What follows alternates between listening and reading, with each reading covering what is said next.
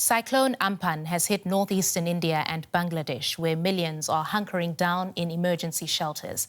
The massive storm is packing dangerous hurricane-force winds, and authorities say it could trigger devastating floods along the low-lying coast. Authorities are also worried about the spread of the coronavirus in cyclone shelters, where they say social distancing is impossible.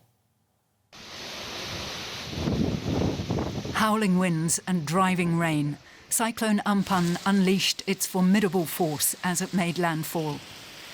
The storm first touched down in the Indian state of West Bengal. The coastline there and neighbouring Bangladesh are bearing the brunt of the cyclone. With wind gusts of up to 190 kilometres per hour, the storm is the strongest to hit the area in over a decade.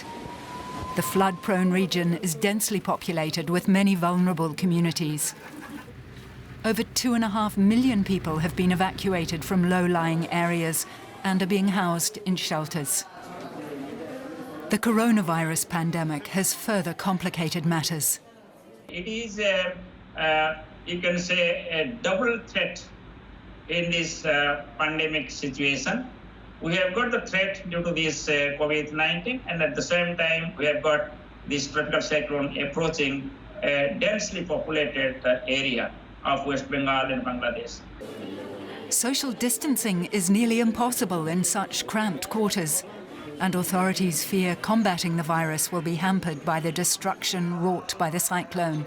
It's an unprecedented challenge, even for people living in an area prone to regular cyclones, a challenge that will remain long after the storm has passed. OK, let's bring in DW correspondent Nimisha Jaiswal, who is in Delhi for more on this story. Hi, Nimisha. What more are you hearing from the region? Well, Christine, the cyclone made landfall in northeast India at about 4 p.m. local time. And already in the following hours, there have been reports of trees being uprooted. There has been building damage in the capital city of West Bengal, Kolkata. And there is an expectation of communication lines also being hit. Of course, the disaster relief force in India has deployed massive efforts already. Over 40 teams on the ground. Over 600,000 people have been evacuated from low-lying areas, only in 2 states in India itself.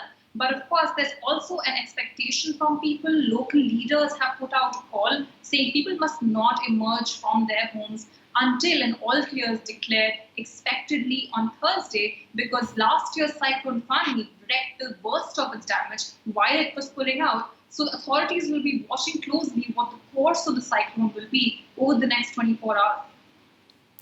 Nimisha, you talked about evacuations there, but how difficult is it proving to evacuate people and get them to safety during a pandemic?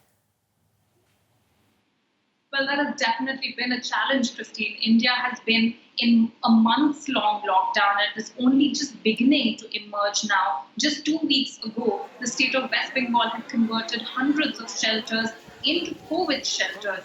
And now they're scrambling once again to shift people while maintaining social distancing, which has been a challenge. In fact, authorities have had to go out and plead for people to move to shelters, and many people are actually unwilling to move to crowded shelters because they're worried about the coronavirus. So truly a double threat, as authorities in India are pointing out.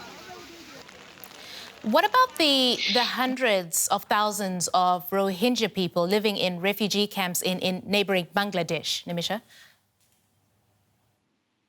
Yes, Christine, that's another concerning area. International organizations have already deployed teams over there to make sure that any impact from the cyclone can be dealt with. There's also been efforts to reinforce the surroundings. But it is important to note that many of these shelters are tarpaulin and bamboo shelters, so they are weak shelters. The silver lining, if it can be called as such, is that the cyclone doesn't actually trace through Cox's Bazar, which is considered to be one of the most densely populated areas in the world. However, last week, the first cases of COVID-19 have emerged in the area, and the cyclone, even if it doesn't wreak as heavy damage in Cox's Bazar, is definitely going to complicate the fight against coronavirus in the area.